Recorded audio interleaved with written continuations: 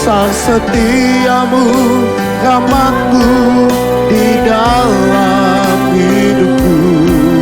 Bapa, ku sungguh Engkau besar dan kudus Tuhan. Sungguh besar dan kudus nama-Mu Bapa.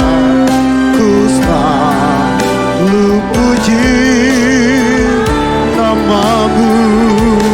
Besar setiamu, rahmat-Mu di dalam hidupku. Bapa, mari jemaat Tuhan kita bangkit berdiri. Kita nyatakan di hadapan Tuhan, sungguh Kau besar. Lebih tinggi lagi katakan di hadapan Tuhan-Mu. Sungguh besar dan kudus nama-Mu Bapa. Ku selalu puji ya nama-Mu. Rahmat-Mu di dalam hidupku. Bapa, ku lebih lagi katakan di hadapan Tuhan, sungguh besar dan kudus. Ya, kami meninggi-tinggikan Engkau ya Bapa. Kami panggil Engkau nama-Mu, Aba, ya Bapa. Besar setiamu, amin. Hidupku Bapa, ku mengasihi-Mu. Besar setiamu, besar setiamu, rahmat-Mu di dalam hidupku. Bapa, ku sekali lagi katakan besar setiamu, besar setiamu, rahmat-Mu di dalam hidupku. Bapa, ku mengasihi-Mu ya. Segala kemuliaan, segala pujian hanya bagi-Mu, Bapa kami yang baik. Haleluya, haleluya, haleluya. Ya Hosana, bagi-Mu pujian, kami naikkan syukur kami.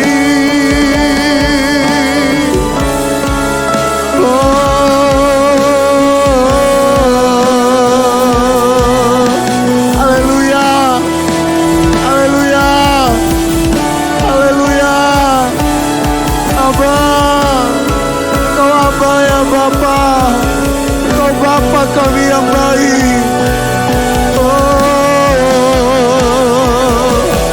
Haleluya. Mari naikkan syukurmu di hadapan Tuhanmu. Dia Allah yang hadir, Dia Allah yang ada, Dia Allah yang datang dalam setiap kehidupanmu.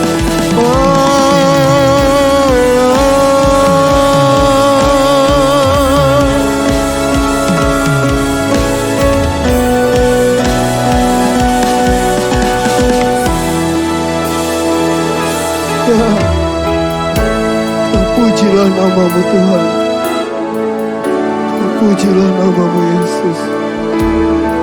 Satu-satunya yang kami sembah, satu-satunya yang kami puji, hanya nama-Mu Tuhan. Ya.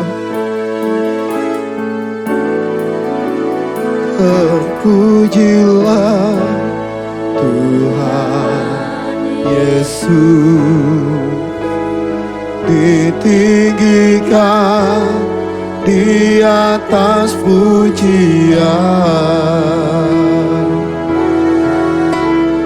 dari dalam lubuk hatiku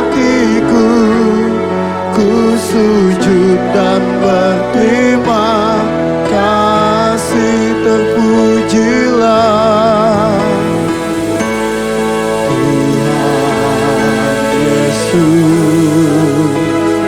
ditinggikan di atas pujian. dari dalam lubuk hatiku ku sujudkan. Mari katakan di hadapan Tuhan, terpujilah kau Tuhan, terpujilah Tuhan Yesus, ditinggikan di atas. Ya, Engkau yang kami puji Tuhan. Dari dalam lubuk hatiku ku sujudkan. Mari angkat tanganmu di depan Tuhan. Sama-sama lebih tinggi lagi kita nyatakan di hadapan Tuhanmu. Terpujilah Tuhan, ya, ditinggikan di atas pujian. Amin. Dari dalam lubuk hatiku ku sujudkan berterima kasih. Dari dalam lubuk hatiku ku sujudkan. Sekali lagi katakan, dari dalam lubuk hati kami ya Tuhan. Dari dalam lubuk hatiku ku sujudkan berterima kasih. Segala pujian, segala hormat kami, segala kemuliaan hanya bagimu Yesus Kristus, Tuhan kami yang hidup. Lebih lagi kami meninggikan namamu Tuhan di atas segala pujian kami. Hanya di dalam dan demi nama Yesus kami siap memuji Tuhan. Haleluya. Amin. Salam. Coba sapa kiri kanannya, katakan Tuhan Yesus itu hebat, Tuhan Yesus keren, Tuhan Yesus baik. Ayo. Ayo bro. Allah kita Allah yang hebat. Amin.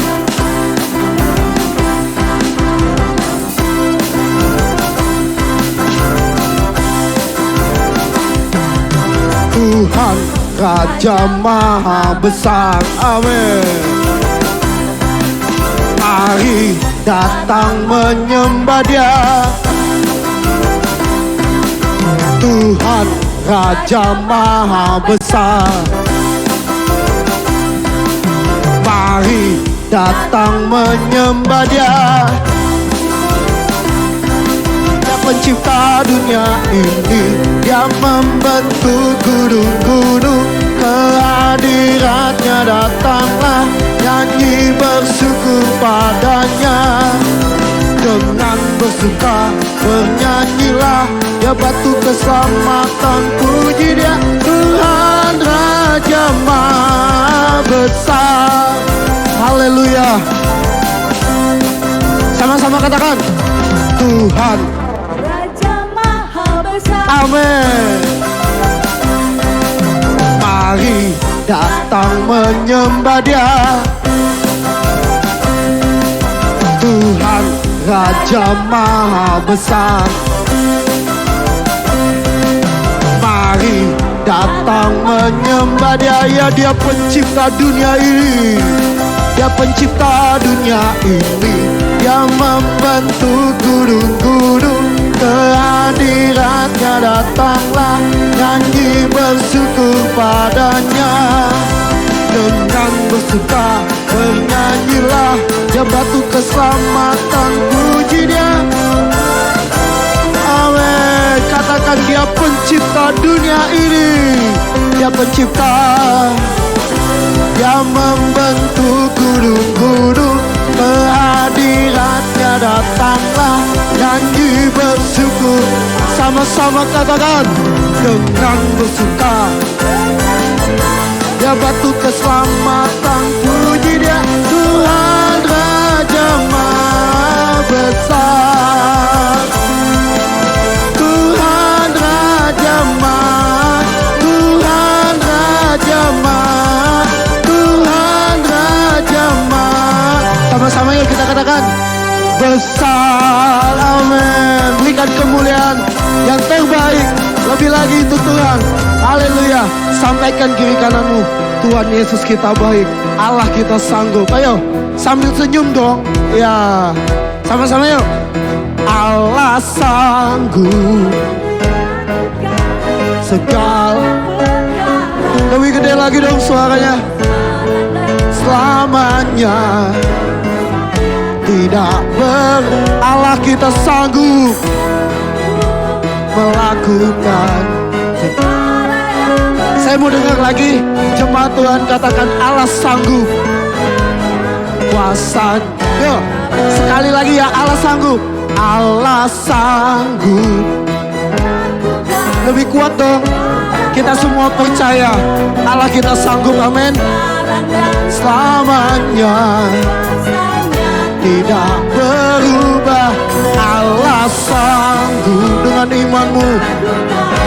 Perkara yang besar dulu, sekarang dan selamanya. Kuasanya tak amin.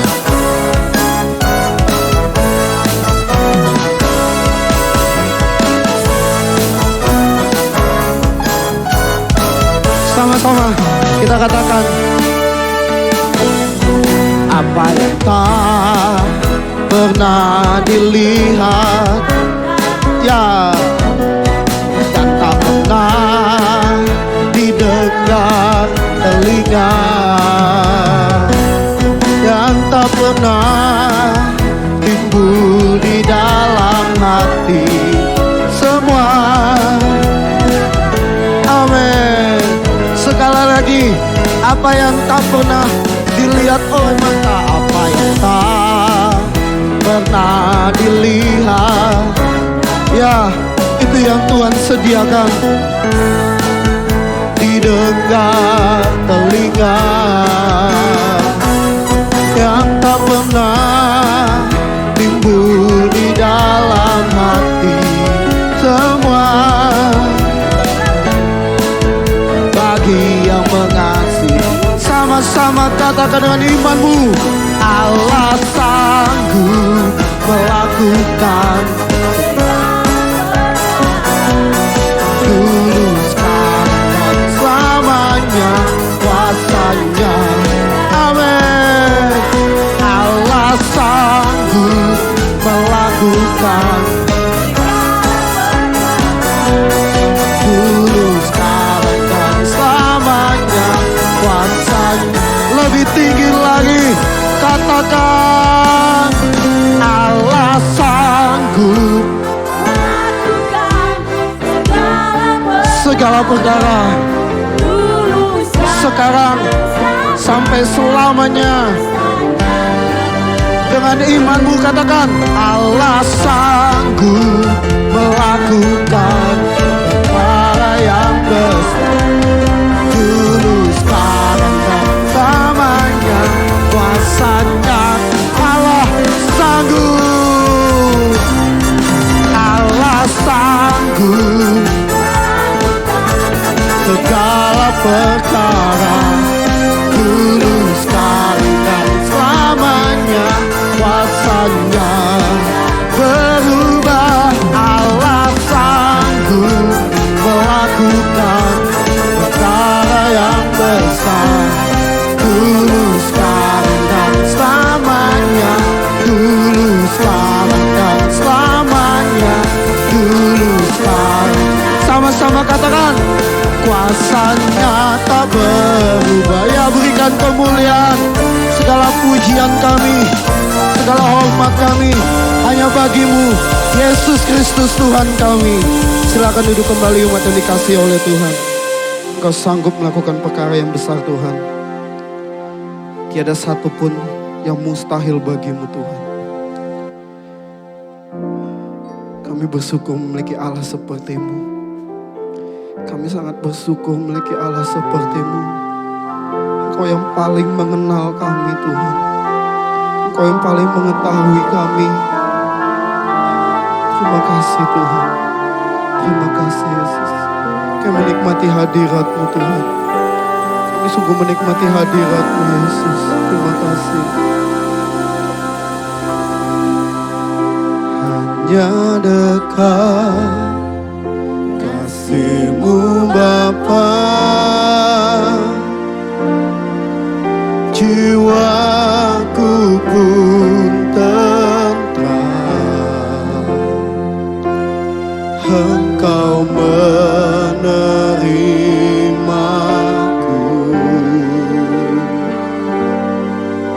dengan sepenuhnya. Walau dunia melihat rupa,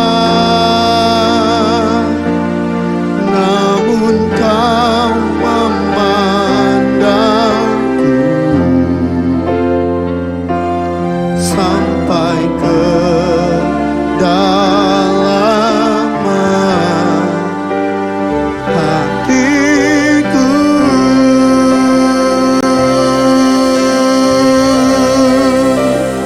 Tuhan, inilah yang ku tahu, Kau mengenal hatiku jauh melebihi semua yang terdekat sekalipun. Tuhan, inilah yang ku mau, Kau menjaga hatiku supaya kehidupan memancar senantiasa.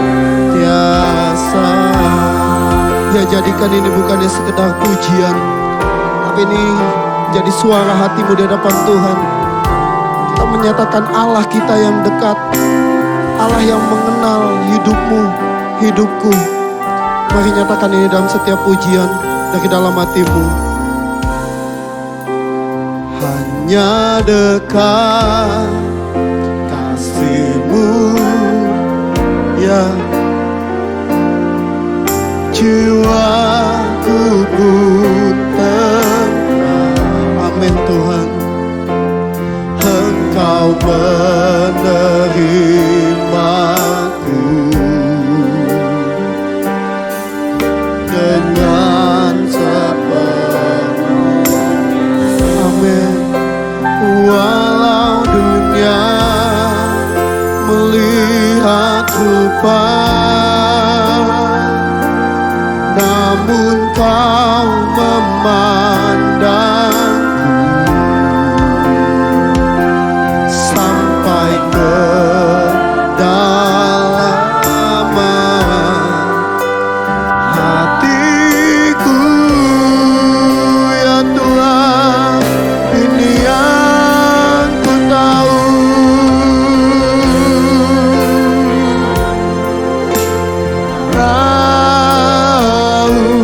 Kau mengenal hatiku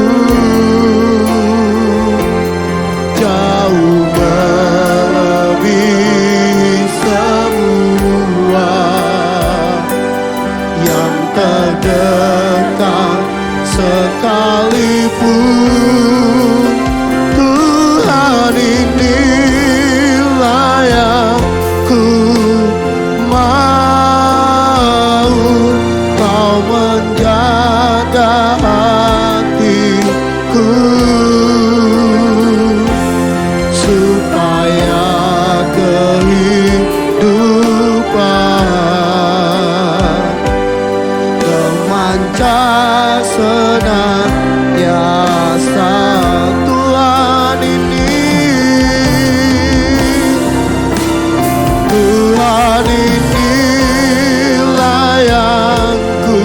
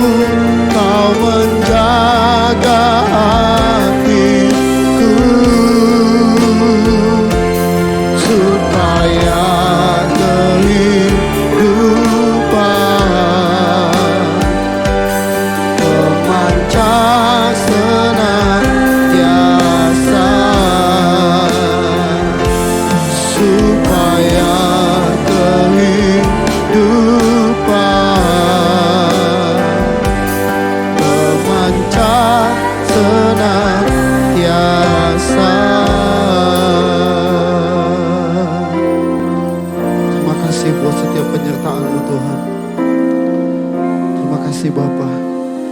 Terima kasih Tuhan. Kini saatnya kami mendengarkan isi hati-Mu. Berfirmanlah Tuhan. Kami siap mendengarkan. Biarlah kami menjadi pelaku firman-Mu. Biarlah firman-Mu itu bertumbuh dan berbuah manis dalam setiap kehidupan kami. Kami sambut firman-Mu hanya di dalam nama Yesus Kristus, Tuhan kami yang hidup. Haleluya. Amin.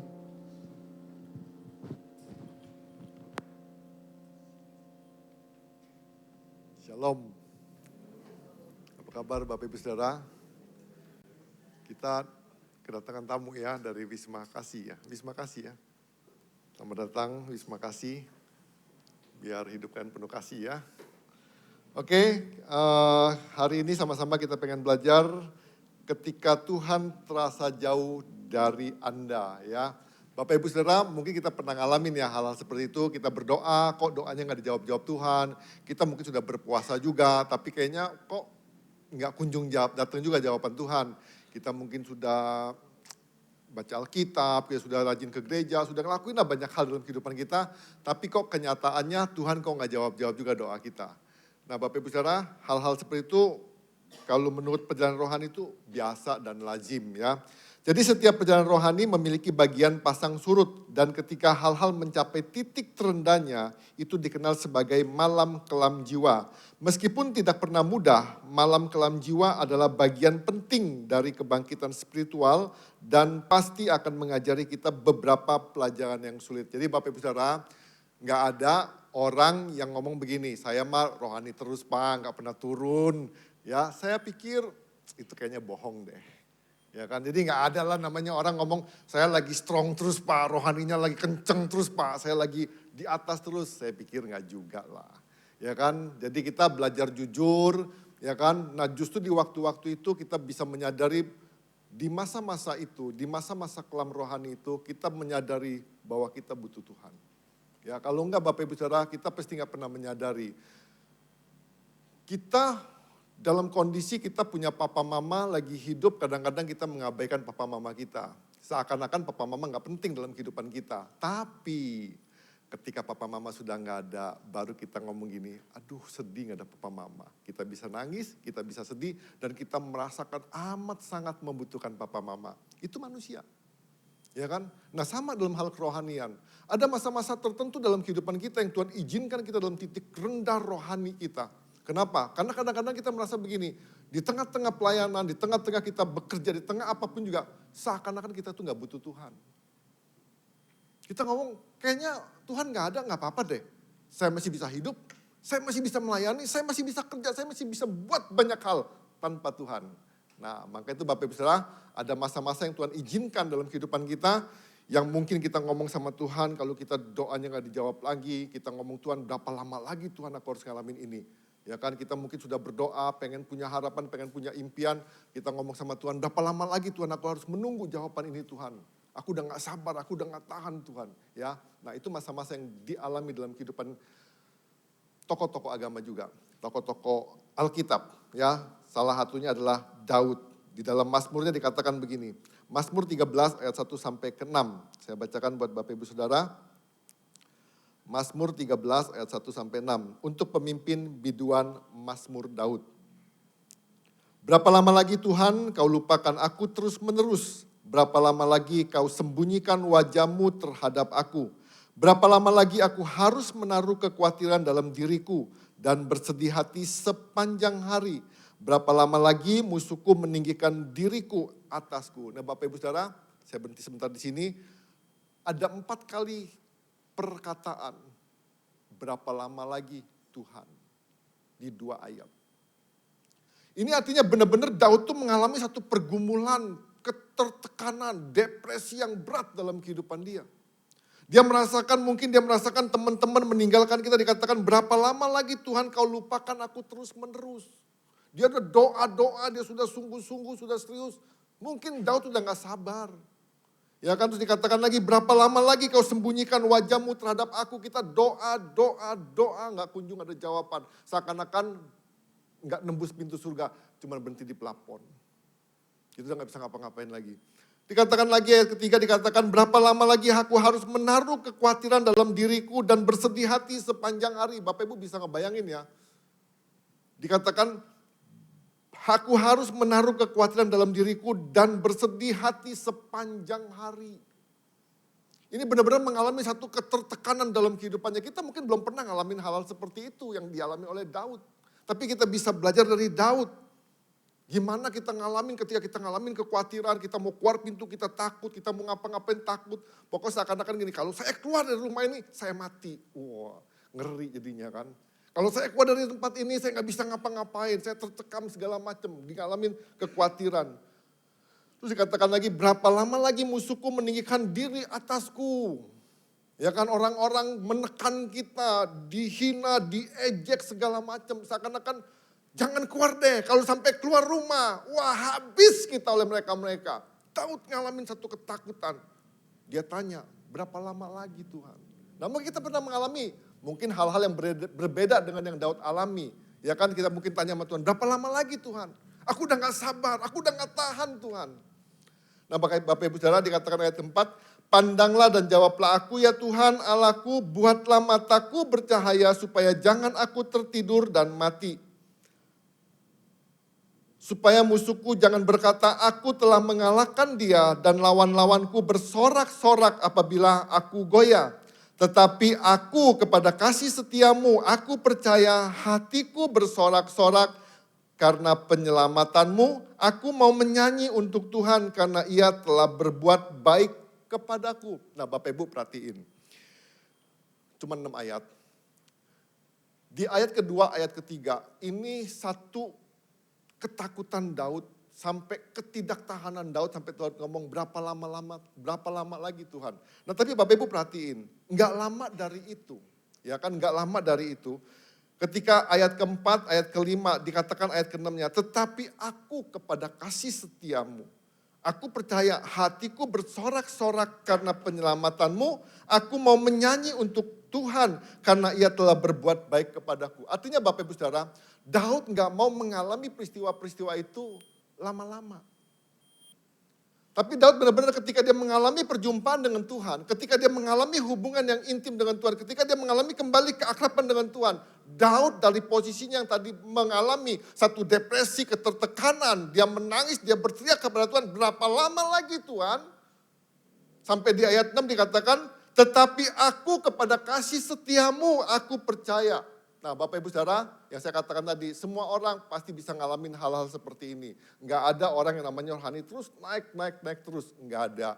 Sekalipun dianggap senior. Ya kan, jadi enggak ada. Semua orang pasti ngalamin hal-hal seperti itu. Nah yang paling penting begini Bapak Ibu, ketika kita ngalamin hal-hal seperti itu, kita harus menyadari diri kita bahwa kita sedang mengalami itu. Nah kalau kita merasa, enggak. Kadang-kadang kita kan gengsi ya Bapak Ibu Saudara ya. Kalau kita ngomong gini, Pak saya lagi kering rohani Pak, kita gengsi. Lagi kering. Kayaknya kita malu banget kalau di ngomong lagi kering gitu kan. Nah makanya kita pengen belajar Bapak Ibu Saudara, dari ini kita pengen belajar. Jadi malam kelam jiwa itu berbicara tentang gini, merupakan suatu periode dari kekeringan dan kekelaman rohani di mana Tuhan terasa seperti berada di tempat yang jauh. Ya, jadi saya ulangin lagi, malam kelam jiwa itu merupakan suatu periode dari kekeringan dan kekelaman rohani di mana Tuhan terasa seperti berada di tempat yang jauh. Malam kelam jiwa adalah tahap pemurnian akhir. Ya, ini pemurnian. Pemurnian akhir dan ditandai kita nggak tahu kok bisa ya terjadi seperti ini. Ya, Elia itu ngalamin Bapak Ibu Saudara, ketika dia membunuh 400 nabi-nabi Baal waktu itu. Dia cuma dengar kata Ratu Isabel, dia ngomong gini, kalau hari ini aku tidak membunuh engkau. Elia ketakutan, dia kabur. Bapak Ibu bisa bayangin ya, baru membunuh 400 nabi-nabi Baal, setelah itu Elia mengalami ketakutan, dia mengalami ketertekanan. Dia kabur. Kita juga bisa kan? Nah kita pengen belajar Bapak Ibu Saudara, jadi malam kelam jiwa itu kerohanian kita gak bertumbuh, stagnasi. Kok gini-gini aja ya? Kok gak bisa nembus, gak bisa naik lagi begini-begini aja. Merasakan ketidakhadiran Tuhan, ya kan? Jadi di masa-masa ini adalah masa-masa Tuhan sedang memurnikan kita, memulihkan kita untuk membuat satu paradigma yang baru dalam kehidupan kita. Nah, Bapak Ibu, kita pengen belajar langkah-langkah yang diperlukan, yang perlu dilakukan di masa malam kelam jiwa. Jadi hal apa sih yang harus kita lakukan kalau kita ngalamin seperti itu? Titik terendah dalam kerohanian kita. Apa yang harus kita alami? Yang pertama, Bapak Ibu Saudara, curahkanlah perasaan kita kepada Tuhan. Curhat. Di sini kan dikatakan di dalam Mazmur 13 ayat 2 dan 3 tadi yang saya bacakan, berapa lama lagi Tuhan, berapa lama lagi Tuhan, berapa lama lagi Tuhan, berapa lama lagi Tuhan. Kita harus belajar berani mengutarakan perasaan kita. Mungkin Bapak Ibu Saudara kita sudah diajarkan sejak kecil, kalau kita jatuh, papa mama ngomong gini, pas jatuh kita baru nangis, jangan nangis. Diajarkan begitu, jadi kita pengen ngomong perasaan. Kita ngomong gini, kalau kita ngomong, udah lu gitu aja cengeng, gak usah ngomong-ngomong gitu-gituan. Kita diajarin positive thinking, ya kan, hal-hal negatif kita gak boleh dikeluarin, kita ngomongin perasaan gak boleh. Nah Bapak Ibu Saudara, Daud ketika dia ngalamin itu, saya percaya Bapak Ibu, kalau kita punya hal-hal perkara-perkara dalam kondisi-kondisi itu, dalam titik terendah dalam kerohanian kita yang kita ngomong, saya gak bisa buat apa-apa lagi Pak. Mau ke sini ditolak, mau ke sini saya dibenci, mau di sini saya diejek, mau ke sini pokoknya nggak bisa ngapa-ngapain lah. Titik terendah dalam kerohanian kita. Bukan karena kita salah loh, bukan karena kita melanggar firman Tuhan, bukan karena kita berdosa. Tapi memang tempat waktu yang Tuhan izinkan dalam kehidupan kita untuk ngalamin seperti itu. Yang saya katakan tadi, tempat di mana kita bisa menyadari bahwa saya butuh Tuhan. Nah, jadi kita belajar curhat, belajar mengutarakan perasaan kita, mengungkapkan perasaan kita. Nah, Bapak Ibu Saudara, biasanya orang-orang yang susah mengungkapkan perasaan, yang gak bisa mengungkapkan perasaan, dia gak punya rasa empati. Jadi ketika orang jatuh, ketika orang ngalamin hal-hal yang gak enak, cenderung gak punya rasa kasihan, ketawa. Sering kan ketemukan kalau teman-teman jatuh ketawa, bener gak? Teman-teman yang naik tangga misalnya jatuh, kita ketawa loh, bukan ngebantuin. Ini fakta loh. Dan itu banyak terjadi, saya nggak tahu Bapak Ibu pernah lihat nggak?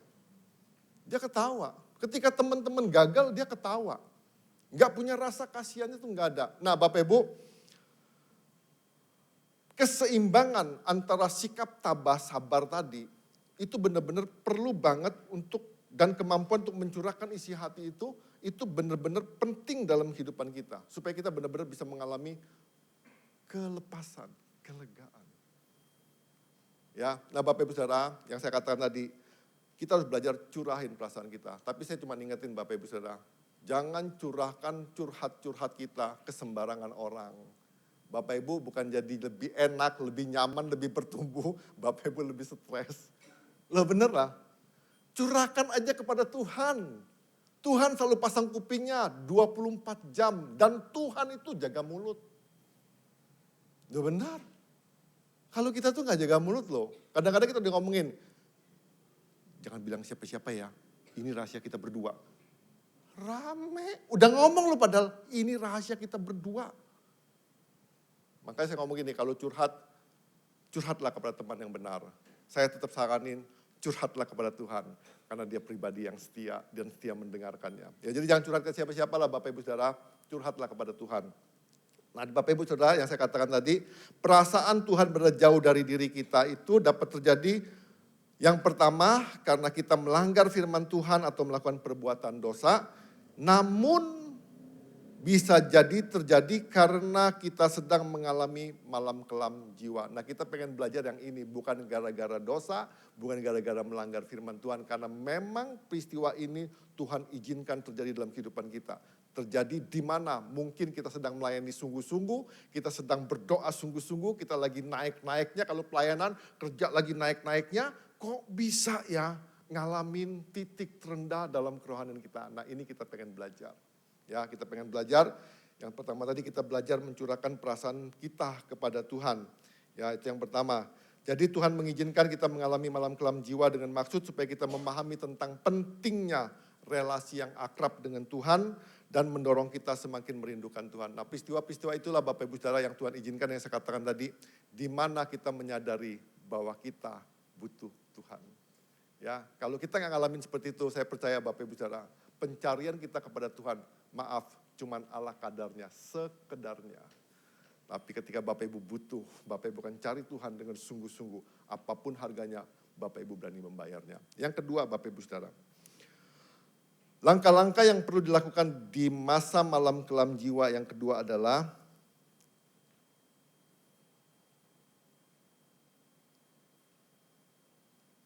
mengutarakan pengharapan kita kepada Tuhan. Nah Bapak Ibu Saudara, untuk mengutarakan pengharapan kita kepada Tuhan, kita harus punya sikap merendahkan hati kita kepada Tuhan. Kalau kita nggak bisa merendahkan hati kita kepada Tuhan, Bapak Ibu Saudara, kita nggak bakal bisa datang kepada Tuhan. Kalau kita merasa kita berrohani terus-menerus dan kita nggak pernah sadar dalam kehidupan kita bahwa kita sedang mengalami kekeringan rohani, saya percaya kita nggak bakal datang sama Tuhan. Nah Bapak Ibu Saudara, yang saya katakan tadi ya, jadi kita belajar benar-benar dalam kehidupan kita, Tuhan tuh mengizinkan kita untuk mengalami malam-malam seperti itu, supaya kita sadar. Nah kesadaran itulah yang membuat kita benar-benar berbalik kepada Tuhan. Kalau kita nggak sadar Bapak Ibu Saudara, saya percaya kita nggak bakal pernah mau berbalik sama Tuhan. Sama seperti contoh begini Bapak Ibu Saudara ya.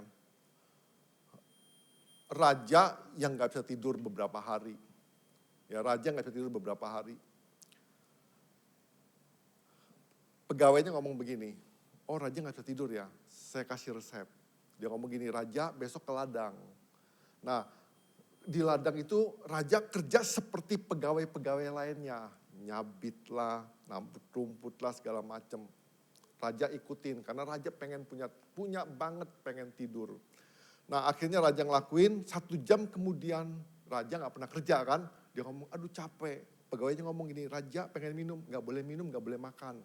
Harus kerja terus. Akhirnya raja karena pengen tidur, dia maksain dirinya juga. Dia ngelakuin di tengah-tengah siang hari, dia benar-benar kelaparan, dia benar-benar kelelahan, dia benar-benar kehausan, sampai dia duduk dan dia pengen bangun, udah gak bisa. Akhirnya pegawainya kan kasihan, ya kan? Akhirnya dikasihlah makanan, disuruh istirahat. Akhirnya raja dikasih makan, dikasih minuman, dia minum dengan rasa haus, dengan rasa lapar. Di tengah-tengah makanan belum habis karena dia kelelahan, tertidurlah sang raja.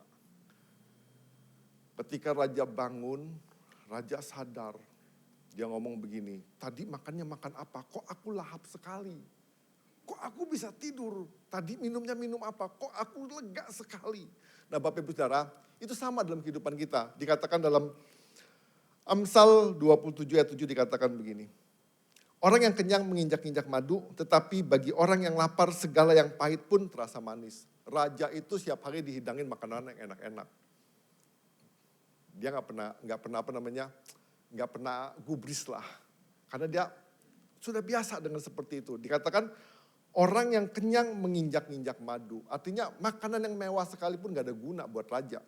Ya kan, tapi ketika dia ngalamin kelelahan, dia ngalamin kelaparan, dia ngalamin kehausan, makanan apapun juga. Maka dikatakan bagi orang yang lapar, segala yang pahit pun terasa manis. Maksudnya, nah kadang-kadang Bapak Ibu Saudara kita tuh rasa haus kita sama Tuhan. Rasa keterbutuhan kita kepada Tuhan. Pengharapan kita sama Tuhan itu kadang-kadang cuma sekedarnya. Kenapa cuma sekedarnya? Karena di kondisi-kondisi kita tuh gak butuh apa-apa. Di kondisi-kondisi kita cukup segala hal. Kita ngomong kita kayaknya gak butuh apa-apa. Sampai kita gak butuh Tuhan. Nah maka saya katakan gini. Tuhan mengizinkan peristiwa-peristiwa yang gak enak dalam kehidupan kita. Supaya kita menyadari bahwa Tuhan itu penting. Kita gak pernah menyadari bahwa olahraga itu penting sampai kita jatuh sakit dalam kehidupan kita. Dan kita gak bisa ngapa-ngapain dan dokter menyatakan kamu butuh olahraga. Baru kita mau olahraga. Sampai kita bisa menyadari gitu. Nah maka dikatakan gini, orang yang kenyang menginjak-injak madu. Artinya Bapak Ibu Saudara, sorry saya pengen ngomong begini. Kadang-kadang kita mengabaikan ibadah karena kita berpikir ibadah itu gak penting. Jadi kita bisa ngomong begini, ibadah gak ibadah sama aja. Karena kita memang gak ngerasain itu. Tapi pada masa-masa Bapak Ibu di rumah dan Bapak Ibu pengen banget ibadah, tapi kondisi gak mengizinkan Bapak Ibu ibadah. Di situ baru kita sadar, Pak saya pengen ibadah, tapi kok gak bisa. Di situ kita baru menyadari, saya butuh ibadah. Sama Bapak Ibu Saudara, dalam hal apapun juga, dengan temankah, dengan relasikah, dengan apapun juga dengan Tuhan. Ketika Tuhan tuh kasih waktu kita 24 jam Bapak Ibu Saudara. 24 jam Tuhan kasih waktu. Kita bisa datang kepada Tuhan kapanpun kepada Tuhan. Karena kita nggak terlalu butuh sama Tuhan. Kita kan datang sesuka-suka kita. Kita doa sesuka-suka kita saat teduh sesuka-suka kita, semau-mau kita datang sama Tuhan. Tapi Bapak Ibu Saudara, kalau kita di titik terendah tadi, di mana teman gak pernah tahu, di mana orang tua gak pernah mau ngerti, di mana bapak, ibu, suami, istri gak pernah peduli. Cuman satu Bapak Ibu Saudara, di situ kita butuh Tuhan. Kita gak bakal pernah merasakan hal penting dari teman kita ketika kita gak pernah kehilangan teman. Gak pernah. Kita gak pernah merasa bahwa uang itu penting ketika kita gak ada uang. Kita kadang-kadang kalau punya uang kita ngomong, uang gak penting, kita humbar-humbar segala macam. Ketika Bapak Ibu gak punya uang sepeser pun di duit, di kantong, di dompet, baru kita sadar, aduh duit itu rupanya penting juga ya. Nah itu Bapak Ibu Saudara, maka dikatakan, orang yang kenyang menginjak-injak madu, tetapi bagi orang yang lapar, segala yang pahit pun terasa manis. Jadi Bapak Ibu, izinkan Tuhan mengizinkan kita masuk masa kelam jiwa kita. Supaya kita menyadari bahwa kita butuh Tuhan. Ya, jadi Bapak Ibu yang kedua tadi saya katakan, utarakan pengharapan kita kepada Tuhan. Nah yang saya katakan tadi Bapak Ibu, butuh kerendahan hati untuk kita mengutarakan pengharapan kita kepada Tuhan. Nah kadang-kadang Bapak Ibu Saudara, kita tuh gengsi. Untuk ngomong kita kering aja kita gengsi. Untuk ngomong kita, Pak saya lagi lemah rohani, kita tuh gengsi. Kita selalu berusaha untuk menunjukkan bahwa diri kita sedang berrohani, diri kita sedang bertumbuh. Bapak Ibu saya kasih tahu gini, ketika kita gengsi dan kita gak berani cari pertolongan kepada Tuhan, sampai selama-lamanya nampak kita hidup, tapi kita sedang mengalami kematian rohani. Kekeringan rohani didiamin lama-lama. Bapak Ibu sadar nggak sadar, kita akan mengalami kematian rohani. Nah maka itu dikatakan gini, ayat ke-4 dikatakan gini, ayat 4 dan 5. Pandanglah dan jawablah aku ya Tuhan Allahku.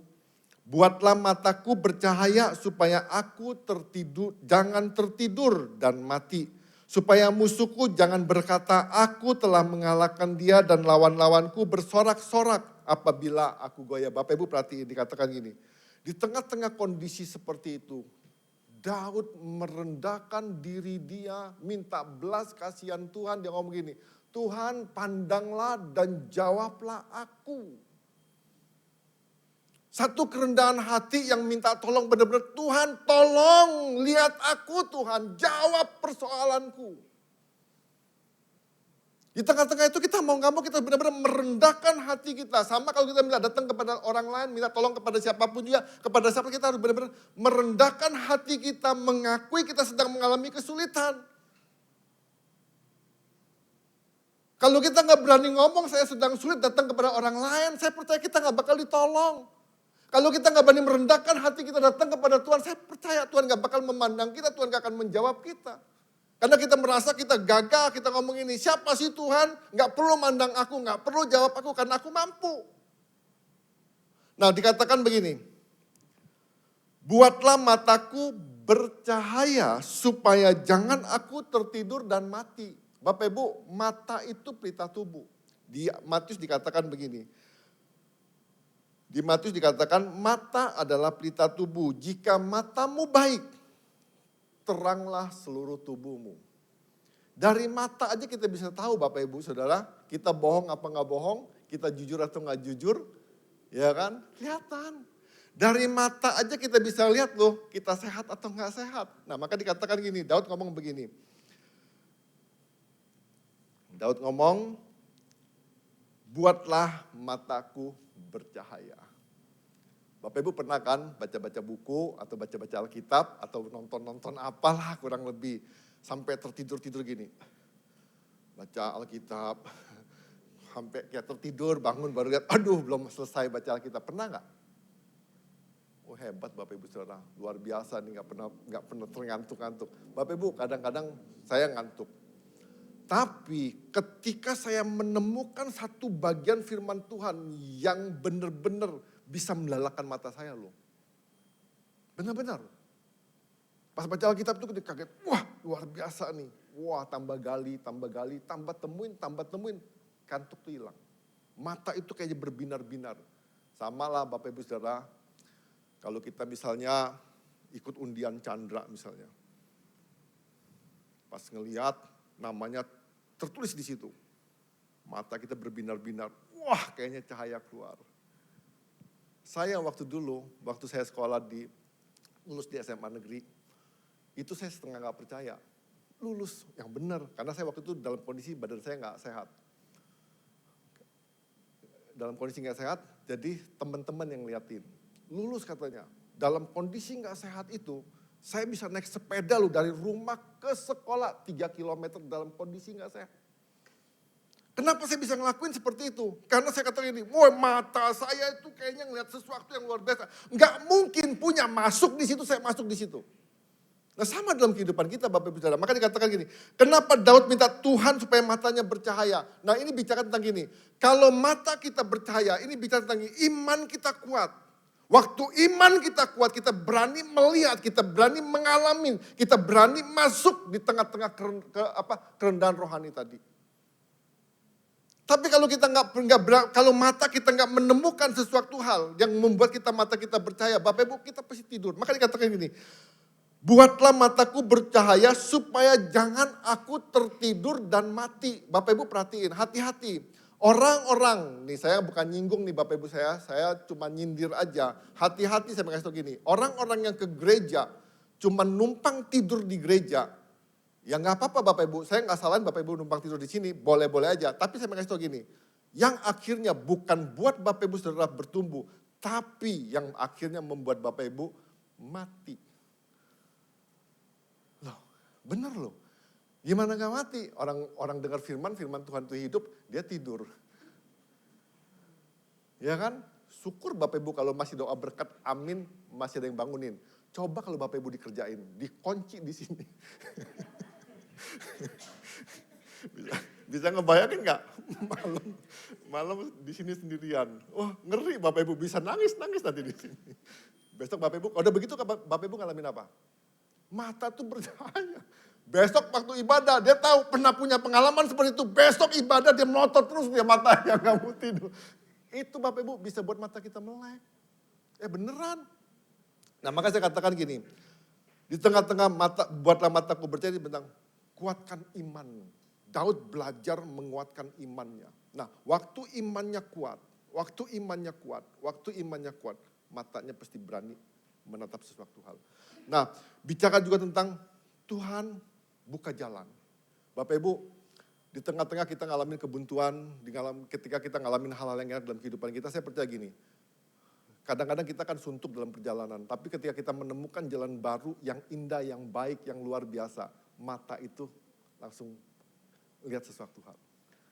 Ya kan, saya percaya begitu. Jadi kalau misalnya kita dalam perjalanan, dalam hal apapun juga, ketika kita ngalamin hal-hal buntu, kita udah capek, udah segala macam, ketemu jalan yang bagus, yang indah, kita lihat, wow keren gitu, mata kita langsung bercahaya. Ya kan, nah saya percaya di tengah-tengah kita ngalamin kemerosotan rohani, ketika kita ngalamin kekeringan rohani, dan kita menemukan jalan Tuhan, saya percaya mata kita akan bercahaya. Nah, yang ketiga, Bapak Ibu Saudara, mata yang bercahaya, buatlah mataku bercahaya, supaya apa? Ketika mata kita, maka saya kata tadi, mata itu pancaran hidup. Kalau mata kita sayu-sayu, kemungkinan Bapak Ibu saya pengen ngomong begini, mungkin kita udah sakit. Benar, tapi kalau mata kita seger, cahaya itu sama dengan kita, itu jiwa kita tuh seger.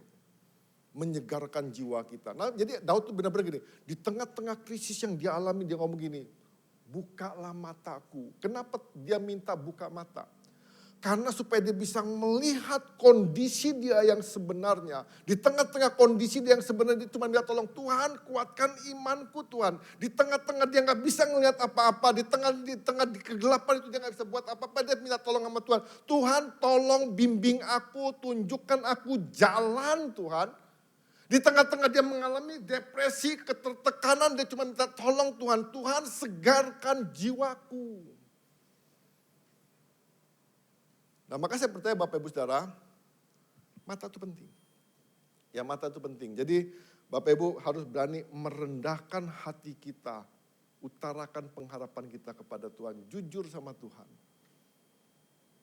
Ngomong sama Tuhan. Gak apa-apa kok Bapak Ibu ngomong sama Tuhan. Jadi kita benar-benar, maka dikatakan gini ya. Dikatakan supaya jangan aku tertidur dan mati, supaya musuhku jangan berkata, aku telah mengalahkan dia dan lawan-lawanku bersorak-sorak apabila aku goyah. Nah Bapak Ibu Saudara, saya percaya gini, gak semua orang hidup itu suka sama kita. Ya kan? Kalau orang yang gak suka sama kita Bapak Ibu Saudara, kalau kita lagi ngalamin jatuh seperti Daud, saya percaya pasti ada yang sorakin Daud loh. Dia ngomong begini, syukur lu Daud, ya kan? Ya sama Bapak Ibu Saudara, kita-kita aja lah. Kita-kita kalau orang gak suka sama kita, misal saya jatuh ya kan, masuk penjara. Kalau orang yang gak suka sama saya dia ngomong begini, syukur lu masuk penjara, selamat ya di penjara, ngejek. Tapi dia ngomongnya begini, kalau mata kita bercahaya, ya kan dikatakan gini, kalau mata kita, maka dikatakan, buatlah mataku bercahaya supaya musuhku jangan berkata, aku telah mengalahkan dia dan lawan-lawanku bersorak-sorak apabila aku goyah. Ini bicara begini Bapak Ibu Saudara, kalau mata kita bercahaya, kita bisa melihat orang-orang di sekeliling kita, banyak perangkap-perangkap. Maka saya katakan gini, Bapak Ibu hati-hati, kadang-kadang mulut manis belum tentu hatinya manis. Kadang-kadang kita tertipu dengan mulut manis. Bapak Ibu juga gak jamin loh, misalnya gini ya, orang yang perawakannya mungkin kasar, kata-katanya kasar, hatinya kasar, belum tentu. Kata-katanya boleh kasar, dalam arti kata saya ngomong begini, memang di ngomong gini ya, perkataan itu keluar dari hati, meluap dari hati. Perkataan kasar itu tergantung sukunya. Kalau orang Batak ngomongnya agak gede, itu wajar Bapak Ibu Saudara. Jadi Bapak Ibu jangan kaget, jangan ngomong dia marah-marah. Saya dulu gak tahu, waktu pertama kali saya ke Bangka ya, saya ngomong sama teman saya gini, itu kenapa ya pagi-pagi kok ribut terus ya saya ngomong. Oh itu bukan ribut, suaranya emang gede katanya. Oh baru saya tahu, oh orang Bangka suaranya gede-gede gitu kan. Jadi saya baru tahu. Nah Bapak Ibu jadi kata yang gede-gede tadi itu belum tentu marah. Memang beda juga sama orang Solo misalnya. Orang Solo ngomong enggeng, belum tentu dia juga lembut. Bisa jadi enggeng dia gergetan. Enggeng lu gak tahu lagi apain gue gitu kan. Bisa aja gitu kan, kita kan gak tahu. Nah makanya itu Bapak Ibu, di sini dia jadi kalau mata kita bercahaya, kita tahu nih pelangkap-pelangkap orang-orang di sekitar kita. Nah waktu kita tahu pelangkap-pelangkap ini Bapak Ibu, musuh itu gak bisa ngapa-ngapain hidup kita. Jadi Bapak Ibu jangan mau terperangkap dengan perkataan orang. Kadang-kadang orang itu sengaja ngomong sesuatu yang gak baik dalam kehidupan kita. Supaya apa? Supaya kita terintimidasi dengan kata-kata itu. Saya cuma sarankan gini Bapak Ibu, dengerin aja apa kata Tuhan. Dengerin aja apa kata Alkitab. Maka saya ulangin lagi. Enggak semua orang dalam kehidupan kita suka kita bertumbuh. Jadi dengerin aja kata Tuhan. Ya kan, daripada kita terperangkap, maka dia ngomong gini, supaya musuh-musuhku jangan berkata aku mengalahkan dia, dalam arti kata terperangkap loh dengan kata-kata gua. Habis loh gitu kan. Terus dikatakan, dan lawan-lawanku bersorak-sorak apabila aku goyah. Bapak Ibu Saudara percaya gak percaya, suka gak suka, perkataan itu jahat. Kalau perkataannya jahat, satu kata titik aja keluar dari mulut kita kepada orang lain, bisa buat orang itu gak tidur. Terperangkap kita di situ. Makanya saya katakan gini, hati-hati. Mata yang bercahaya, dia akan lihat semua perangkap-perangkap yang ada sekitar kita. Bisa bayangin dong, kalau memang musuh kita banyak, tapi saya percaya di sini nggak ada yang musuh yang banyak. Nggak ada ya, nggak ada yang punya musuh kan? Nggak ada ya, puji Tuhan nggak ada yang punya musuh. Jadi semua orang mendukung kita, saya percaya semua orang perkataannya perkataan baik, semua orang perkataannya perkataan membangun, semua orang senang kita maju, semua orang senang kita bertumbuh. Ya, kita aminin itu, jadi benar-benar buat mata kita percaya supaya kita melihat orang-orang di sekitar kita adalah orang-orang yang baik, orang-orang yang luar biasa, orang-orang yang Tuhan tempatkan dalam kehidupan kita, yang membuat kita mengalami pertumbuhan demi pertumbuhan dalam kehidupan kita. Nah itu Bapak Ibu Saudara yang kedua. Yang ketiga, Langkah-langkah yang dilakukan di masa malam kelam jiwa yang ketiga adalah putuskan untuk tetap bersandar kepada Tuhan dalam iman. Nah Bapak Ibu Saudara, nggak banyak orang mau melakukan ini. Karena banyak orang ketika dia putus asa, nggak bisa buat apa-apa, dia ngomong gini, kayaknya di sana ada orang pinter deh. Kita nggak mau bersandar sama Tuhan, tapi kita mau bersandar kepada orang pintar. Maka dikatakan di dalam Mazmur 13 ayat ke-6 dikatakan begini.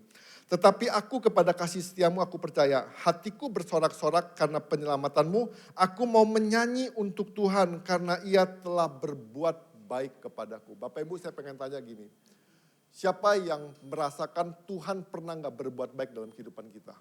Saya percaya nggak ada. Semua orang pasti merasakan bahwa Tuhan itu nggak pernah jahat dalam kehidupan kita.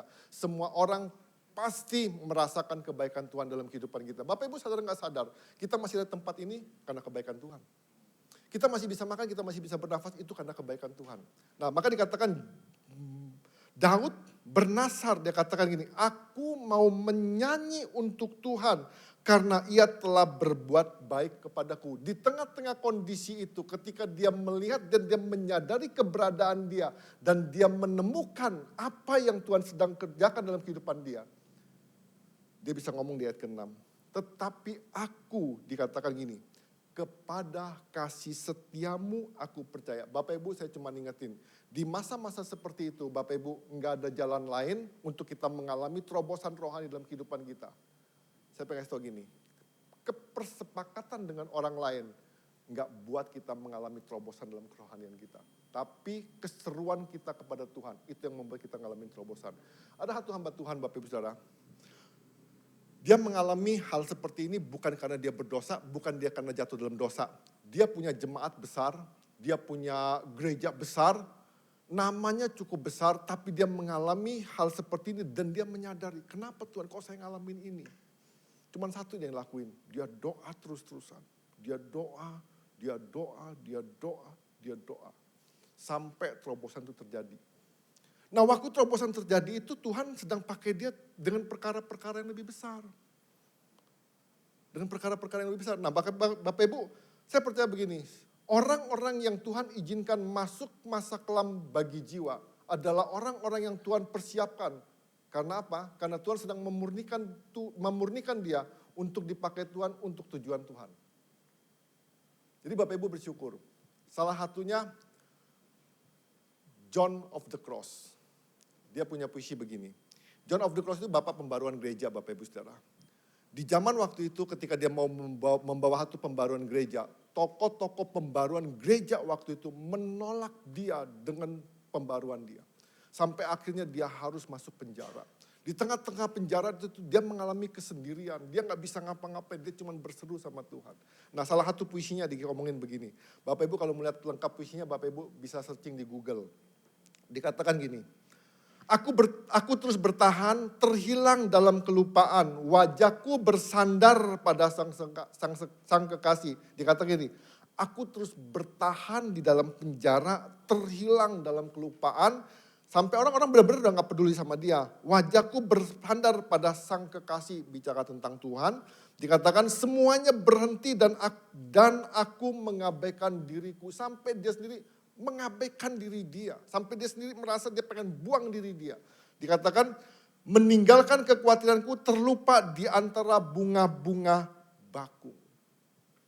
Sampai suatu saat Bapak Ibu Saudara, John of the Cross ini, apa yang dia buat, itu dipakai sampai hari ini. Sampai dipakai sampai hari ini.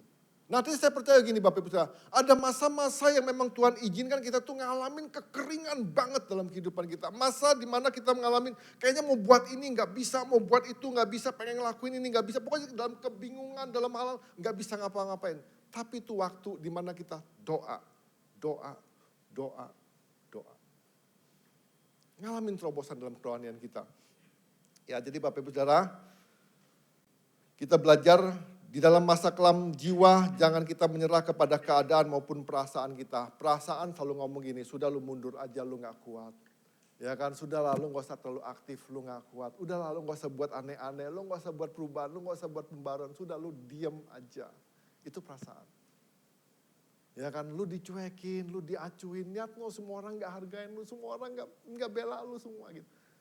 Tapi masa-masa di situ, masa-masa teruslah kita berserah kepada Tuhan, akan ada waktunya Tuhan akan mengubah malam kelam jiwa, akan berganti menjadi fajar yang menyingsing.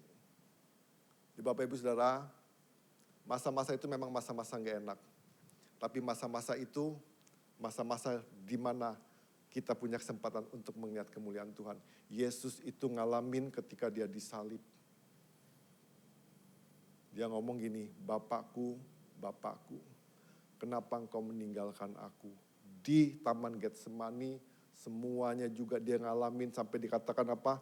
Darahnya, keringatnya seperti tetesan darah. Dia ngalamin. Tapi lewat salib kita lihat kemuliaan Tuhan. Ya. Jadi Bapak Ibu Saudara, saya percaya Bapak Ibu Saudara, Nabi Elia ngalamin, Nabi Yeremia ngalamin, Yohanes Pembaptis ngalamin, Rasul Paulus ngalamin, Madam Teresa juga ngalamin. Jadi banyak tokoh-tokoh yang dipakai Tuhan selalu luar biasa. Dia harus ngalamin itu. Dan saya percaya Bapak Ibu Saudara, di tempat ini juga akan banyak orang-orang yang dipakai Tuhan untuk bawa satu kemuliaan nama Tuhan. Nah, jadi Bapak Ibu Saudara, ada satu yang dikatakan oleh psikiater Elizabeth Kubler-Ross dikatakan gini. Orang-orang terhebat yang pernah dia kenal adalah mereka yang telah mengenal kekalahan, mengetahui penderitaan, mengetahui perjuangan, kehilangan, dan telah menemukan jalan keluar dalam kerendahan rohani. Jadi Bapak Ibu Saudara, izinkan Tuhan kalau kita ngalamin seperti itu, belajar tabah. Ya kan, jadikan waktu-waktu itu untuk mengasah mental kita. Saya percaya Bapak Ibu Saudara, kalau mental kita terasa, kita gak gampang terpental. Tapi kalau mental kita gak terasa, kita gampang mental keluar. Ya, jadi saya percaya Bapak Ibu, jangan izinkan masa-masa itu membuang kita keluar. Tapi izinkan masa-masa itu waktu di mana Tuhan bentuk kita, waktu di mana Tuhan proses kita, waktu di mana Tuhan menjadikan kita pribadi-pribadi yang luar biasa. Waktu kerendahan rohani itu terjadi Bapak Ibu, malam kelam jiwa itu terjadi, itu waktu di mana kita menyatukan diri kita sama Tuhan. Di situ waktu di mana kita bisa melihat mujizat Tuhan. Di situ waktu di mana kita bisa melihat kemuliaan Tuhan. Dan lewat proses itu Bapak Ibu Saudara, hidup kita akan menjadi cahaya buat orang lain. Ya. Jadi sisi lain dari malam kelam jiwa adalah keselarasan otentik, kesadaran, kedamaian, dan kehidupan berbasis hati yang memungkinkan kebahagiaan sejati, kegembiraan sejati, dan hidup kita akan menjadi lebih bermanfaat bagi orang lain. Ya, jadi kesimpulannya, ketika Tuhan terasa jauh dari kita, sesungguhnya Tuhan berada dekat dengan diri kita dan tidak pernah meninggalkan kita. Bapak Ibu Saudara, Tuhan gak pernah meninggalkan kita. Tuhan selalu ada bersama-sama dengan kita dan Tuhan selalu dekat dengan kita. Masa malam kelam jiwa, Tuhan izinkan bagi kita agar kita memahami tentang pentingnya relasi yang akrab dengan Tuhan dan mendorong kita untuk semakin merindukan Tuhan. Jadi Bapak Ibu Saudara, saya ajak Bapak Ibu Saudara, gak usah tunggu masa malam kelam jiwa. Tapi saya pengen ajak Bapak Ibu Saudara, semua kita belajar bangun hubungan yang intim dengan Tuhan. Bapak Ibu, penting banget hubungan yang intim dengan Tuhan. Itu membawa kita untuk mengalami pengalaman-pengalaman yang indah bersama Tuhan. Menjadi kesatuan intim dengan Tuhan, di situ kita bisa mengalami mujizat kuasa Tuhan. Mari kita berdoa.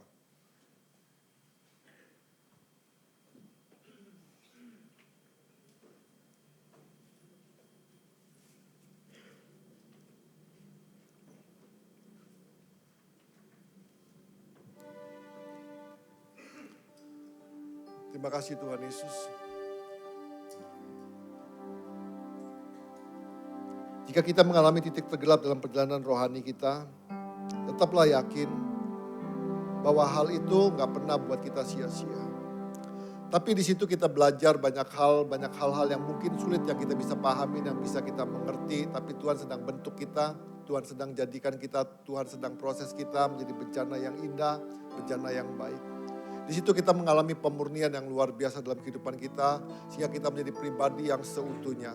Lewat itu saya percaya kita akan memandang orang-orang di sekitar kita dengan cara pandang Tuhan. Kita selalu menghargai siapapun orang-orang di sekitar kita. Kita gak pernah mengabaikan siapapun, karena Tuhan gak pernah mengabaikan siapapun orang itu. Dan biarlah Bapak Ibu Saudara kita sama-sama mau belajar. Kita mau belajar di tengah-tengah kita mengalami kerendahan dalam kerohanian kita. Kita mau belajar, izinkan tangan Tuhan yang membentuk kita. Izinkan tangan Tuhan yang menguatkan kita. Izinkan tangan Tuhan yang membimbing kita. Izinkan tangan Tuhan yang memberi satu kesegaran dalam roh kita, dalam jiwa kita. Supaya ketika lewat masa-masa itu, ketika kita melihat fajar yang menyingsing, kita melihat satu harapan yang baru dalam kehidupan kita. Kita akan mengalami kebahagiaan yang sejati, kita akan mengalami hal-hal yang baru yang Tuhan izinkan dalam kehidupan kita. Bapak Ibu Saudara, apa yang Tuhan buat dalam kehidupan kita, apa yang Tuhan rencanakan dalam kehidupan kita, semuanya akan indah dalam kehidupan kita. Kalau kita mau menyadari bahwa Tuhan sedang bentuk kita, bahwa Tuhan sedang proses kita. Terima kasih Tuhan Yesus. Ada masa-masanya mungkin orang-orang di sekitar kita gak menghargai kita. Mungkin orang-orang di sekitar kita gak pernah menginginkan kita. Mungkin orang-orang di sekitar kita, mungkin keluarga kita juga mungkin membuat kita tertekan, depresi dan lain sebagainya. Mungkin yang katakan sahabat tapi bukan sahabat dalam kehidupan kita, tapi mereka musuh dalam selimut dalam kehidupan kita, Bapak Ibu Saudara. Tapi biarlah hal-hal itu boleh terjadi dalam kehidupan kita, tapi kita mau mengizinkan Tuhan berperkara dalam kehidupan kita.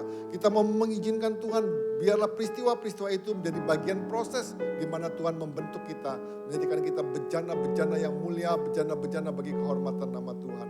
Terima kasih Bapa, terima kasih Tuhan Yesus. Bapa kami berdoa Tuhan. Kami bersyukur Tuhan buat penyertaan-Mu di segala musim dalam kehidupan kami. Kami bersyukur Tuhan, Engkau juga yang menyertai kami di segala perjalanan rohani kami Tuhan. Baik kami mengalami kemajuan, baik kami mengalami kemunduran, bahkan kami mengalami kekeringan Tuhan. Bapa kami berdoa, ajar kami menyadari di masa-masa kering itu Tuhan, kami butuh Engkau. Kami butuh Engkau Tuhan Yesus. Kami mau Tuhan belajar mencurahkan isi hati kami, mencurahkan perasaan kami kepada Engkau Tuhan. Ketika kami sedang mengalami ketertekanan, ketika kami sedang mengalami depresi rohani Tuhan. Kami mau belajar mengutarakan perasaan kami kepada Engkau Tuhan. Kami juga mau merendahkan hati kami di hadapan Engkau. Dan kami menyadari Tuhan, kami butuh Engkau Tuhan Yesus. Kami butuh Engkau Tuhan. Kami berdoa Tuhan di tengah-tengah masa ini, biarlah kami terus bersandar kepada Engkau. Kami terus bersandar kepada Engkau Tuhan. Kami percaya Tuhan, sampai waktunya. Karena kami juga percaya Tuhan, malam kelam jiwa itu akan berlalu dalam kehidupan kami. Tolong kami, mampukan kami, buat mata kami bercahaya seperti doa Daud Tuhan. Sehingga kami boleh melihat Tuhan, apa yang sedang Kau kerjakan Tuhan dalam kehidupan kami. Sehingga kami kuat dalam iman kami Tuhan Yesus. Sehingga kami boleh melihat jalan-jalan-Mu Tuhan Yesus. Supaya kami boleh mengalami kesegaran daripada Engkau Tuhan. Buat mata kami bercahaya Tuhan, supaya kami boleh melihat Tuhan jalan-Mu yang terbaik, dan kami tidak masuk dalam perangkap-perangkap yang ada di sekeliling kami Tuhan Yesus. Tolong kami Tuhan, tolong kami Tuhan Yesus. Terima kasih Bapa, terima kasih Tuhan Yesus. Kami berdoa dan kami bersyukur Tuhan, biar kami terus-menerus menyadari Tuhan, ada Engkau yang ada bersama-sama kami, yang selalu menolong kami, yang selalu menopang kami Tuhan Yesus.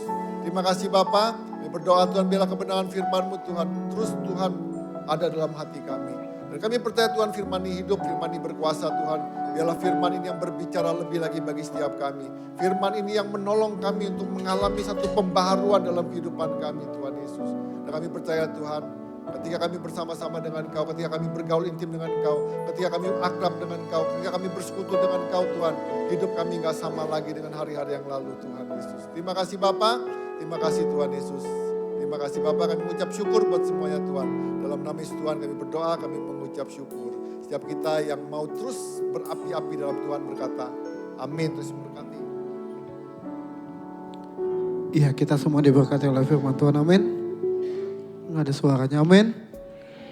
Ya, kita sudah kedatangan tamu dari adik-adik kita dari Wisma Kasih. Mereka akan mempersembahkan pujian untuk kita semua. Waktu dan tempat kami persilahkan. Monggo.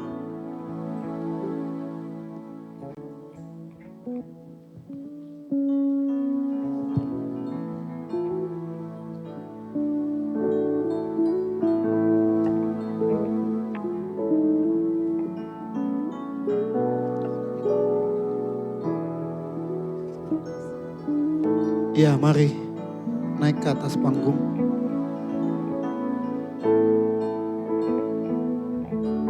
Ya, mari Dek.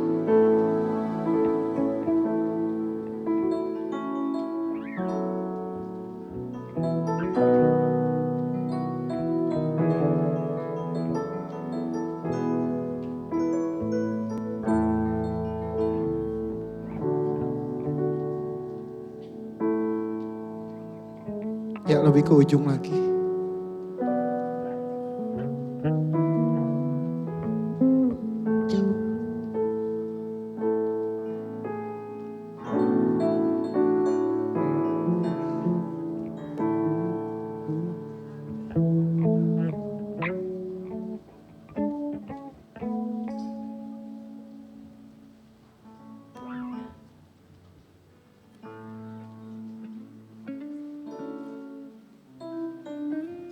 Ayo.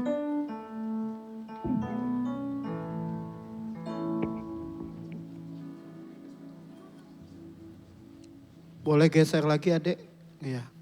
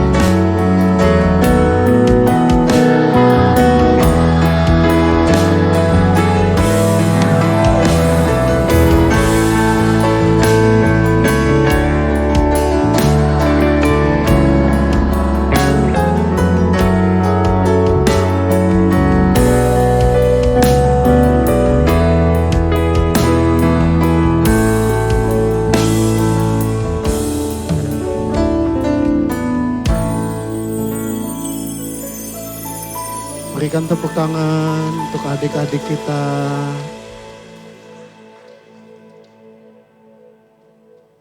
Masih ada lagi ya? Ya.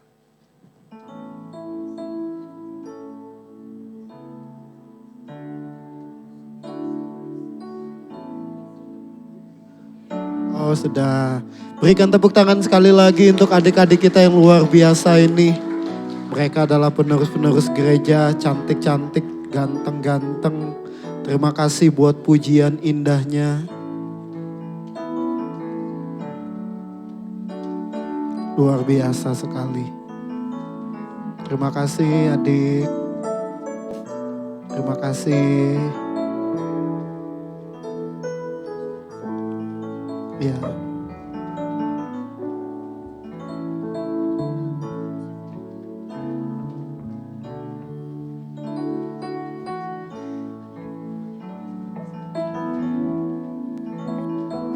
Terima kasih adik.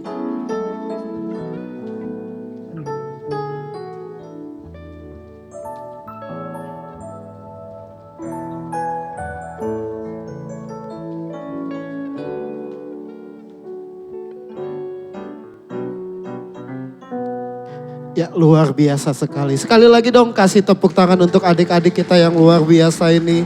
Persembahan pujian dari Wisma Kasih luar biasa. Terima kasih adik buat pujiannya luar biasa sekali. Kita akan menyaksikan pengumuman untuk 1 minggu ke depan.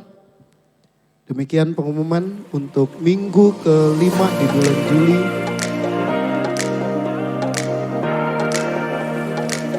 Persepuluhan, persembahan dan ucapan syukur dapat ditransfer ke rekening gereja GKP BMDC Metro. Berikut laporan keuangan untuk persepuluhan dari tanggal 23 sampai 29 Juli.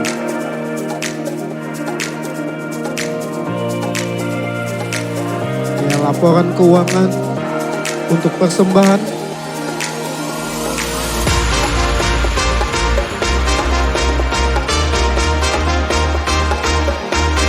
ya bagi jemaat Tuhan yang ingin mendukung untuk renovasi GKP BMDC Tanjung Anom, mari berpartisipasi dan dapat menghubungi Bapak Suwarto dan Bapak Suwarto.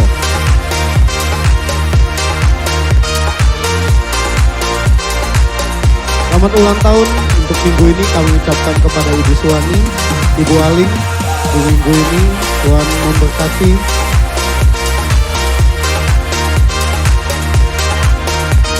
Ya, setelah ibadah telah tersedia perjamuan kasih untuk seluruh jemaat di area belakang gereja. Mari kita akan berfellowship bersama dan menikmati berkat Tuhan. Pengumuman tambahan akan ada doa bagi para pelayan di hari Selasa pukul 6. Mari semua pelayan yang tergabung bisa mengikuti doa untuk pelayan. Kita akan menutup ibadah kita malam hari ini. Jemaat Tuhan boleh bangkit berdiri. Kita angkat satu pujian. Betapa besarnya kasih setiamu Tuhan. Ya, kasih setia Tuhan begitu besar dalam kehidupan kita. Mari kita nyatakan kebaikan Tuhan lewat setiap pujian ini.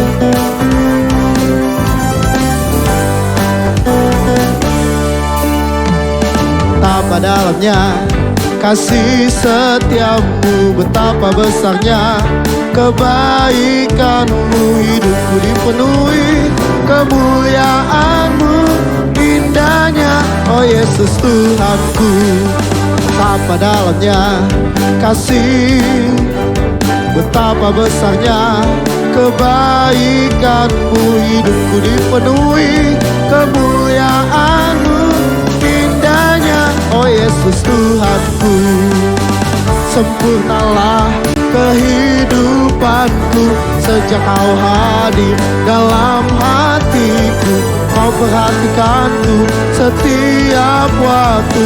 Oh sungguh indahnya Yesus Tuhanku. Sempurnalah kehidupanku sejak kau hadir dalam. Kau perhatikanku setiap waktu. Oh sungguh indahnya Yesus Tuhanku. Betapa dalamnya kasih setiamu, betapa besarnya kebaikanmu, hidupku dipenuhi Yesus Tuhanku.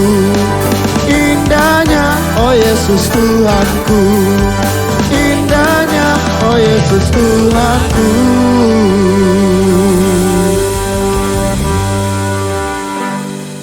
Mari kita berdoa. Kami sungguh bersyukur ya Tuhan atas kasih penyertaan yang begitu luar biasa di dalam kehidupan kami dari awal, pertengahan hingga akhir. Di dalam ibadah ini Tuhan kami boleh menikmati kasih-Mu yang begitu luar biasa Tuhan. Biarkan ini menjadi kekuatan bagi kami semua, menjadi pengingat di dalam setiap kami Tuhan. Dan Engkau terus ya Tuhan beracara di dalam setiap kami Tuhan melalui firman-Mu Tuhan. Ajar kami terus ya Tuhan untuk menjadi orang-orang yang dewasa di dalam Engkau Tuhan. Dan memahami apa yang menjadi rancangan-Mu di dalam setiap kami ya Tuhan. Biarkan kami menyadari di dalam saat-saat ya Tuhan, di dalam malam gelap jiwa kami Tuhan, kami terus mengandalkan Engkau, mengutamakan Engkau ya Tuhan. Sehingga apa yang menjadi rancangan-Mu boleh terjadi dalam setiap kami Tuhan. Terima kasih, kami sungguh bersyukur atas semuanya itu Tuhan. Kami juga teringat untuk saudara-saudara kami Tuhan, jemaat kami yang mengalami sakit ya Tuhan di dalam tubuh jasmani mereka Tuhan. Engkau Allah yang menaungi setiap mereka. Engkau Allah menjamah mereka dan melalui bilur-bilur darah-Mu Tuhan, Engkau sembuhkan mereka di dalam nama Tuhan Yesus Kristus. Biarkan kasih-Mu itu melingkupi setiap mereka Tuhan. Juga keluarganya Tuhan yang menjaga, yang membimbing Tuhan. Engkau Allah yang memberikan kekuatannya Tuhan. Kami juga berdoa untuk jemaat-Mu juga Tuhan yang mengalami keletihan di dalam rohani mereka. Engkau terus ya Tuhan memberikan kekuatan baru di dalam setiap mereka. Roh Kudus bekerja di dalam setiap mereka. Dan mereka terus ya Tuhan mengandalkan Engkau. Dan kembali Tuhan mengingat akan kebaikan Engkau ya Tuhan. Terima kasih. Kami juga berdoa untuk bangsa dan negara kami Tuhan. Engkau Allah yang terus menaungi bangsa ini Tuhan. Menyertai bangsa ini Tuhan. Di dalam segala persoalan masalah yang boleh dihadapi atas bangsa ini Tuhan, Engkau turut campur tangan. Berkati para pemimpin kami, berkati sawah ladang yang ada, lautan yang ada di Indonesia. Biarkan kasih-Mu terus melingkupi. Terkhusus juga Tuhan kami berdoa untuk kota Metro. Engkau Allah yang terus menaungi kota ini dengan kasih dan anugerah-Mu Tuhan. Berkati kota Metro Tuhan, berkati para pemimpin kami. Sehingga mereka terus melakukan apa yang menjadi tanggung jawab mereka di dalam segala tugas-tugas mereka ya Tuhan. Berkati juga gereja-gereja yang ada di kota Metro Tuhan. Sehingga mereka boleh menjadi kepanjangan tangan-Mu Tuhan. Terkhusus setiap kami yang ada di sini Tuhan. Sehingga kami boleh memberkati kota Metro. Terima kasih, kami juga berdoa Tuhan untuk generasi yang ada di sini ya Tuhan. Generasi muda yang ada Tuhan, Kau Allah yang memberkati setiap mereka.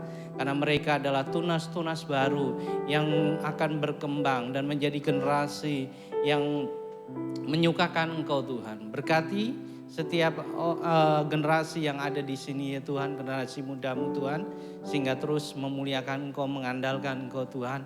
Kami percaya Engkau akan memakai setiap generasi ini Tuhan menjadi orang-orang yang luar biasa ke depannya Tuhan. Terima kasih. Kami percaya anugerah-Mu Tuhan, apa yang mereka butuhkan, apa yang mereka perlukan, Engkau turut campur tangan Tuhan dan Engkau akan memperlengkapi mereka ya Tuhan. Terima kasih. Sebentar kami mau undur dan kami bersyukur untuk berkat yang Engkau berikan di dalam setiap kami Tuhan sepanjang minggu ini, dan kami akan memberikan yang terbaik melalui persembahan, ucapan syukur maupun perpuluhan Tuhan. Biarkan ini semua untuk kemuliaan nama-Mu Bapa. Terima kasih. Angkatlah kedua belah tangan-Mu. Terimalah berkat dari Allah Bapa, Putra dan Roh Kudus. Biarlah kasih, sukacita, damai, sejahtera menyertai engkau di dalam setiap aktivitasmu secara pribadi, keluargamu dan pekerjaanmu dibuat berhasil. Dan engkau boleh menjadi berkat atas orang-orang yang ada di sekitarmu. Dan nama Tuhan dipermuliakan sampai Maranatha. Yang percaya katakan. Terima kasih, Tuhan berkati. Selamat hari Minggu. Selamat menikmati berkat Tuhan yang sudah disediakan di area belakang gereja.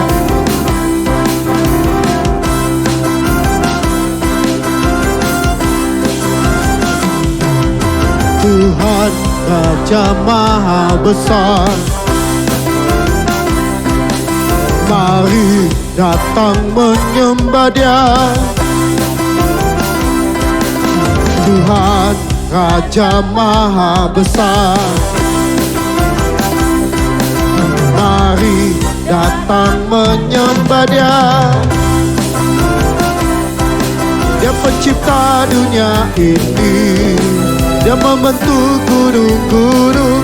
Kehadiratnya datanglah, nyanyi bersyukur padanya.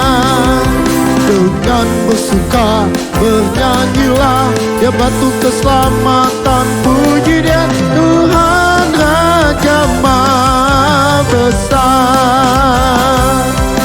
Dia pencipta dunia ini. Dia membentuk gunung-gunung.